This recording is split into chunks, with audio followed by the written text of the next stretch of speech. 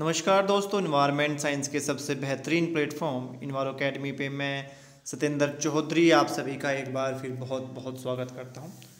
जैसे कि आप सभी लोग जानते हैं कि हम इस वीडियो लेक्चर सीरीज़ में सितंबर 2020 के क्वेश्चन पेपर से इम्पोर्टेंट क्वेश्चंस डिस्कस कर रहे हैं।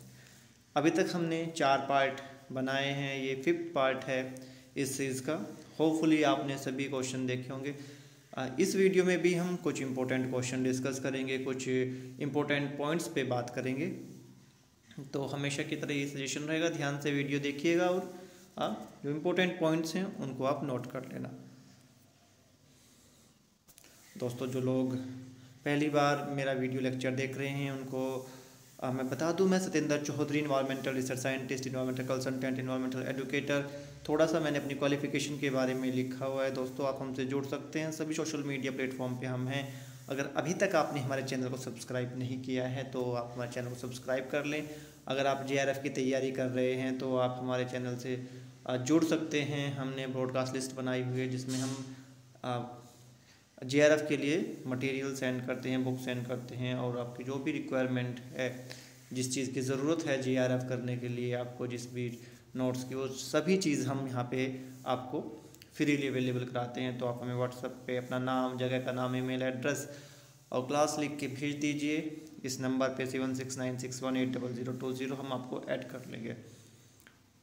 कुछ बहुत ही शानदार लेक्चर हमने इससे पहले बनाए हैं, डिफरेंट प्लेलिस्ट में ये हमने सेव किए हैं। अगर आपका टारगेट JRF है तो आपको ये देख के नोट्स ज़रूर बनाने चाहिए। दोस्तों, आज की वीडियो में जो पहला क्वेश्चन हम डिस्कस करेंगे बेसिकली नाइट्रोजन फिक्सेशन से रिलेटेड है। बहुत बार हम इस पे बात कर चुके हैं और आई थिंक ये क्वेश्चन सभी ने सही किया होगा। इसमें एक्टिनोमाइसीट के बारे में बात की है जो कि नाइट्रोजन फिक्सेशन करता है इन हाई एयर प्लांट। तो फ्रैंकियास का सही आंसर है और मेरे हिसाब से सभी ने ये क्वेश्चन सही किया होगा।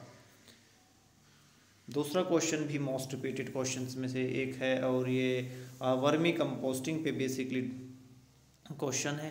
टारगेट JRF से इसमें बहुत बार हमने इस पर डिस्कशन किया है। बहुत अच्छे पॉइंट्स निकाल के मैंने स्लाइड पे लिखे हुए हैं। होपफुली आप सभी ने देखा होगा और उसको भी सही ही किया होगा आपने। ठीक है, एपीजेई कर्तुम स्पीशीज़ कौन सी नहीं है इन 4 ऑप्शन में से, ये क्वेश्चन है। इस पे मैंने टेबल बनाई है, अगर आपने देखा होगा टारगेट JRF सीरीज में एक वीडियो में। तो मेटाफेरिपोस्थीमास क्वेश्चन का सही आंसर है। बाकी जो 3 स्पीशीज़ हैं वो आपकी एपीजेई की स्पीशीज़ होती हैं। अगर दोस्तों आपने टारगेट JRF सीरीज शुरू नहीं की है तो कर दीजिए, एक एक 2 लेक्चर रोज़ देखिए, अपने नोट्स बनाइए। मोस्टली जो क्वेश्चंस हैं वो उसी सीरीज से आते हैं जो भी हम पॉइंट्स डिस्कस कर चुके हैं ऑलरेडी। होपफुली ये क्वेश्चन भी आपने सही ही किया होगा। अगला क्वेश्चन दोस्तों नेशनल फॉरेस्ट पॉलिसी 1988 से रिलेटेड है। पहली स्टेटमेंट जो है वो बेसिकली एक ऑब्जेक्टिव है डायरेक्टली। स्टेटमेंट फर्स्ट दिया हुआ increasing the productivity of forest to meet essential needs is one of the major objective of the national forest policy 1988। बिल्कुल सही स्टेटमेंट है। दूसरा स्टेटमेंट है according to the national forest policy no forest based enterprise should provide employment to local people on the priority basis. ये एक गलत statement है। हम सभी लोग जानते हैं दोस्तों, जब भी कोई ऑब्जेक्टिव सेट किया जाता है किसी भी पॉलिसी का या कोई भी पॉलिसी बनाई जाती है तो बेसिकली ऐसी पॉलिसीज़ जैसे कि आपकी फॉरेस्ट पॉलिसी है तो उसमें मेन चीज़ का ध्यान रखा जाता है कि भाई फॉरेस्ट को भी नुकसान ना हो और लोकल पीपल जो हैं उनकी बेसिक नीड्स भी जो हैं वो फुलफ़िल होती रहें। तो इसी को ध्यान में रख के सारी पॉलिसीज़ क्रिएट की जाती हैं। तो स्टेटमेंट 1 सही है, स्टेटमेंट 2 गलत है।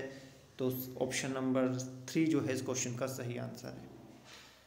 अगला क्वेश्चन बेसिकली इसमें एक मॉडल के डेवलपमेंट में कौन कौन से स्टेजेस आती हैं, इन्होंने 4 स्टेज यहाँ पे बताई हैं और हमने ये सीक्वेंस में लगानी है।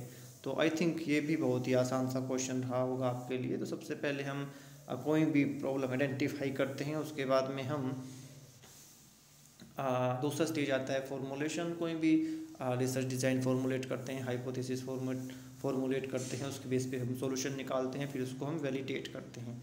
तो ऑप्शन नंबर जो 3 है इस क्वेश्चन का सही आंसर है। मुझे नहीं लगता कि इसमें भी आपको कोई प्रॉब्लम रही होगी। अगला क्वेश्चन आपका national mission for green India, इसके मेन गोल्स के मेजर गोल्स के बारे में पूछा गया है। 4 ऑप्शन है, 3 ऑप्शन जो हैं वो मेजर गोल्स में से आते हैं, बट एक ऑप्शन जो है वो मेजर गोल में से नहीं आता है। तो हमने ध्यान से इस क्वेश्चन को अगर आप पढ़ेंगे तो पहले 3 ऑप्शन जो हैं वो मेजर गोल्स हैं आपके national mission of green India के। पहला option to increase forest oblique tree cover to the extent of 5 million hectare, बिल्कुल सही। To improve oblique enhance ecosystem services like carbon sequestration and storage, hydrological services and biodiversity, ये भी बिल्कुल सही statement है। और to increase forest based livelihood income of about 3 million household, ये भी सही स्टेटमेंट है। बट फोर्थ स्टेटमेंट जो है ये मेजर गोल्स में से नहीं है ग्रीन इंडिया के मिशन में से। To study the traditional knowledge system for community participation in adaptation and mitigation strategy. तो पहले 3 जो है वो मेजर गोल है, तो आपका आंसर जो है ऑप्शन नंबर 4 है। क्योंकि इस टाइप के क्वेश्चन हमेशा मैं बोलता हूँ ध्यान से पढ़ने चाहिए, जहाँ पे नोट लिखा आता है हम जल्दी जल्दी में क्वेश्चन नहीं पढ़ते और हम गलत कर देते हैं। तो सिंपली पहले 3 ऑप्शन सही हैं, 4th ऑप्शन गलत है और हमें गलत ही बताना है। ये क्वेश्चन भी one of the most repeated questions में से एक है, बहुत बार क्वेश्चन आया है। Most toxic form of mercury in water is methyl mercury. यहाँ पे आपको मैं क्वेश्चन कर रहा हूँ कि सबसे पहले मिथाइल मर्करी की प्रॉब्लम कहाँ आइडेंटिफाई की गई थी और इस प्रॉब्लम को क्या नाम दिया गया था। मिथाइल मर्करी की वजह से जो डिजीज़ होती है उसको क्या नाम दिया गया। 2 छोटे से क्वेश्चन हैं, होपफुली आप सभी लोग आपको पता होंगे, नहीं पता तो सर्च कीजिए और कमेंट बॉक्स में अपने सही आंसर लिख के मुझे भेजिए।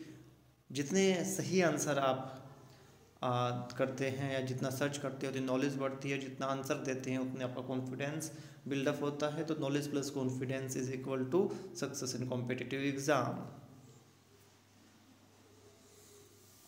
अगला क्वेश्चन जो है वो आपका एसिडिक सोइल से बेस है। जब भी हम इस टाइप के क्वेश्चन करते हैं तो सबसे बेहतरीन तरीका होता है कि हम पीएच स्केल के दोनों साइड चलते हैं, बीच में नॉर्मल सोइल और 7 से नीचे मॉडरेट और फिर अपना स्ट्रॉन्ग, और फिर ऐसे ही 7 से ऊपर मॉडरेट और स्ट्रॉन्ग। ऐसे करके हमने एक टेबल बनाई और इस जो आपके 5 टाइप की जो सोइल है उनके कैरेक्टर हमने लिखना शुरू कर दिया। इस टाइप से हमारे पास में एक शानदार नोट्स बन जाएंगे। और हमसे कोई पूछे स्ट्रॉन्ग सोइल एसिडिक सोइल के बारे में, स्ट्रॉन्ग बेस सोइल के बारे में, तो हम बड़ी आसानी से अपने आंसर दे सकते हैं। तो यहाँ पे मॉडरेटरी एसिडिक सोइल के बारे में हमसे पूछा गया है, तो पहला ऑप्शन है base saturation in is higher than that is the strongly acidic soil, ये बिल्कुल सही स्टेटमेंट है। दूसरा स्टेटमेंट जो है गलत स्टेटमेंट है, फ्री एल्युमिनियम आयन जो है वो स्ट्रॉन्ग एसिडिक सोइल में ज़्यादा होते हैं as compared to moderately acidic soil में। फिर C option aluminium hydroxy ion act as a exchangeable cation, ये बिल्कुल सही है। और आपका डी जो ऑप्शन है small amount of readily exchangeable hydrogen contribute to soil acidity, ये भी आपका एक सही स्टेटमेंट है। तो A, C and D only इस क्वेश्चन का सही आंसर है। तो इस टाइप से जैसे मैंने बताया, इस टाइप से एक टेबल बनाइए और उसमें जितने भी आपको पॉइंट्स दिखते हैं कहीं पे वो नोट करते रहिए। डेफिनेटली बहुत अच्छा नोट आपके लिए बन जाएगा। उसके लिए अब कोई भी इस टाइप का कोई क्वेश्चन आएगा तो आप उसे कभी भी गलत नहीं करेंगे। भारत स्टेज 6 पे ये क्वेश्चन है, इसमें मिशन नॉर्म्स दिए हैं। तो आपके पहले 3 स्टेटमेंट बिल्कुल सही है। भारत स्टेज 6 जो है वो इक्विवेलेंट होता है यूरो 6 के नॉर्म्स के, और इसमें बेसिकली अपग्रेडेशन की बात की गई है इंजन की और एमिशन कंट्रोल टेक्नोलॉजी के बारे में। और ये सभी जितने भी आपके व्हीकल हैं, चाहे वो 2 व्हीलर हो, 3 व्हीलर हो, 4 व्हीलर हो, सभी पे एप्लीकेबल है। बट जो 4th स्टेटमेंट है ये गलत स्टेटमेंट है। डेफिनेटली फ्यूल क्वालिटी जो है उस पर भी एमिशन जो है वो डिपेंड रहता है कि फ्यूल क्वालिटी जितनी अच्छी होगी उतना ही अच्छा आपका एमिशन कंट्रोल होगा। तो डी स्टेटमेंट गलत है, ए बी सी ओनली इस क्वेश्चन का सही आंसर है। ब्रूटलैंड कमीशन रिपोर्ट बहुत ही शानदार टेबल बनाई गई है।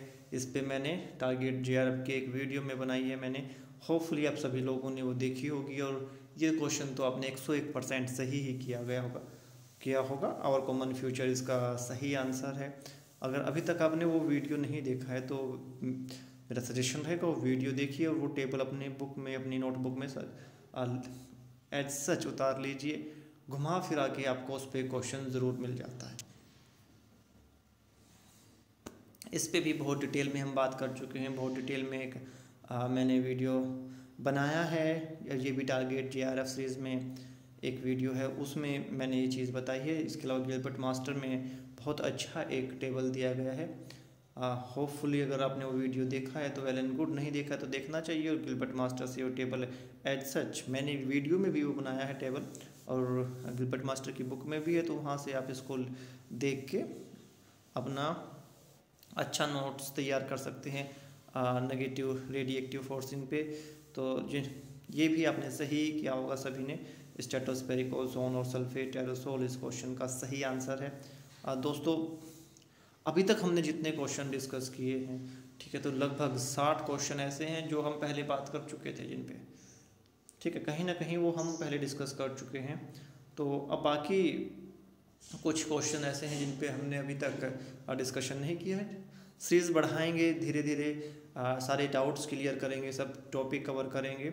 बट आप सीखते रहिए दोस्तों, जब तक आपके पास में सीखने की एक तलब नहीं होगी, एक लालसा नहीं होगी, आप में डेडिकेशन नहीं होगी कि आपने सीखना है, पढ़ना है, जेआरएफ क्लियर करना है, तब तक सब चीज़ें बेकार हैं। जितना मटेरियल अभी तक मैं आपको सेंड कर चुका हूँ वो मोर देन सफिशिएंट है, ठीक है। जितनी सारी वीडियोस आपके पास में हैं, अगर वो आप वो देख लें, जो टॉपिक्स बताए हैं इंपॉर्टेंट वो कर लें, प्लस प्रीवियस ईयर के क्वेश्चन, तो दुनिया की कोई ताकत आपका जेआरएफ नहीं रोक सकती।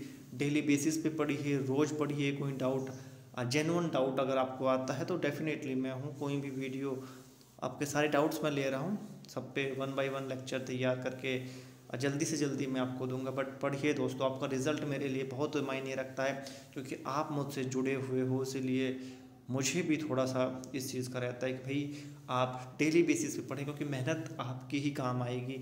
मैं तो केवल आपको गाइड कर सकता हूँ, बता सकता हूँ।